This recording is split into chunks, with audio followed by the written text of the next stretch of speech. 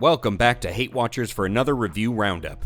Today we're going over everything we watched in the month of July on the big screen and the small. This will be a shorter video as we got videos out for everything we watched in July. So we'll use this time for quick recaps of our thoughts and any other thoughts on the show or movie we've had since.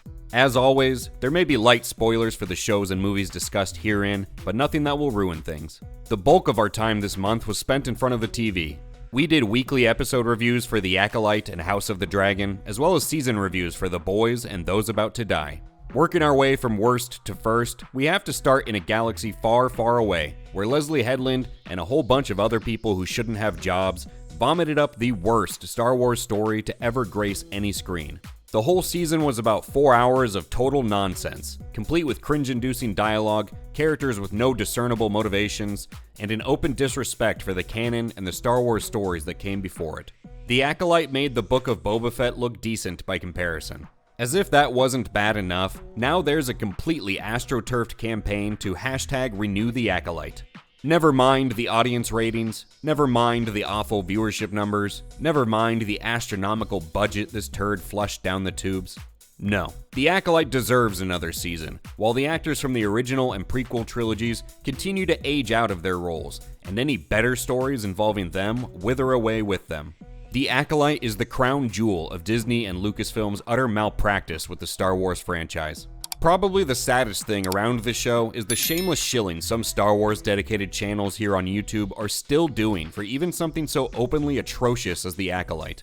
Out of pure curiosity, I checked out some of the Acolyte coverage by one channel in particular which I won't name. A channel that lost all sense of objectivity when they did the same shilling after The Last Jedi. Well, on one of their episode reviews, toward the end, they were theorizing about how the events of that episode might play out in the next, and in their mind, they thought it could go one of two ways. After presenting the different ways the coming events could unfold, they ended it with the sentence, "Whatever they do, I'm going to like it." And I don't know if I've ever heard a sentence so perfectly encapsulate their complete lack of self-awareness and their admission that they have no objective standards for Star Wars. We know you're going to like it. That's the problem. Disney Star Wars can do no wrong in your eyes, so they get blank checks to keep producing garbage.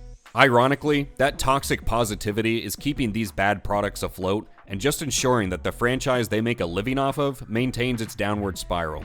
Well, if The Acolyte does somehow get up from its complete beatdown in the ring of public opinion, we'll be prepared for another round.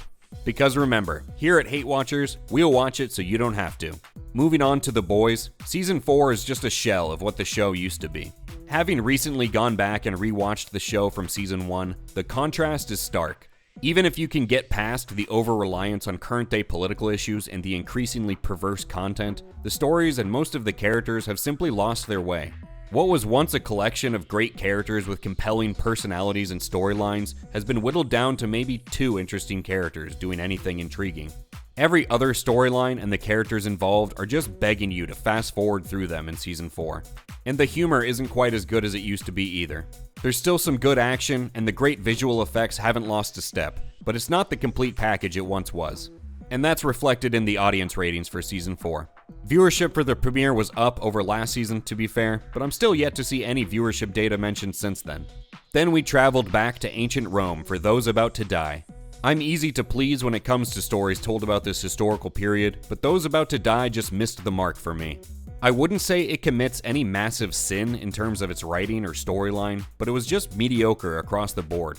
It definitely didn't put its best foot forward either, as it looked aggressively cheap in the first few minutes, and the main character didn't bring anything unique or overly engaging to the table. If you do like it, there's a lot here with 10 episodes, each nearly an hour long. But I simply can't recommend you spend 10 hours with this show. Lastly, we have House of the Dragon.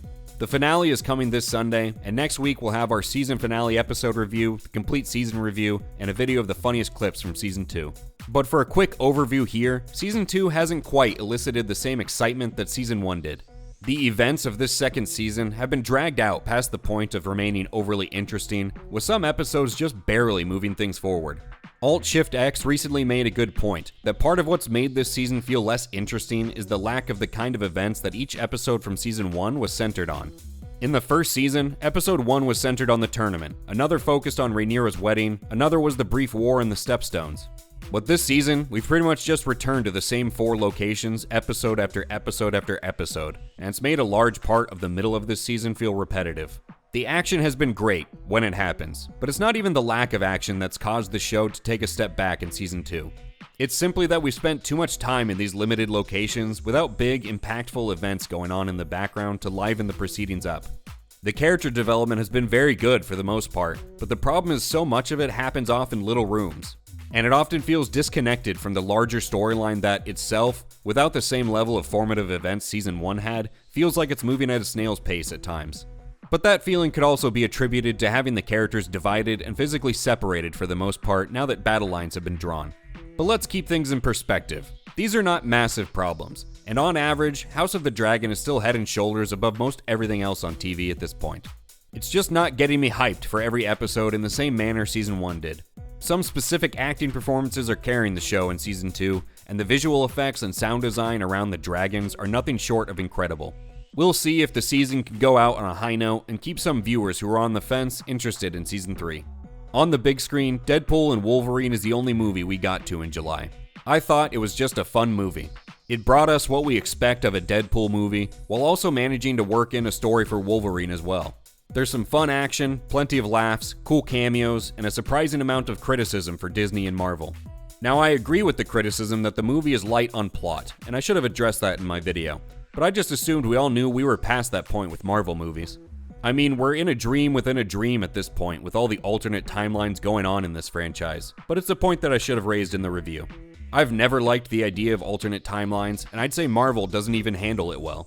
But knowing that going into the film, and having no expectations in that regard, and having no particular love for Marvel in general, I thought the movie was fun for what it is.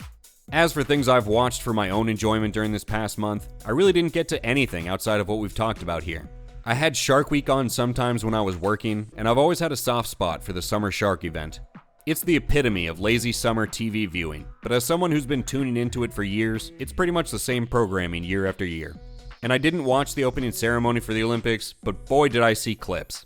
Let's just say I'd believe you if you told me that Leslie Headland was in charge of that debacle. But that's going to do it for everything we watched in July.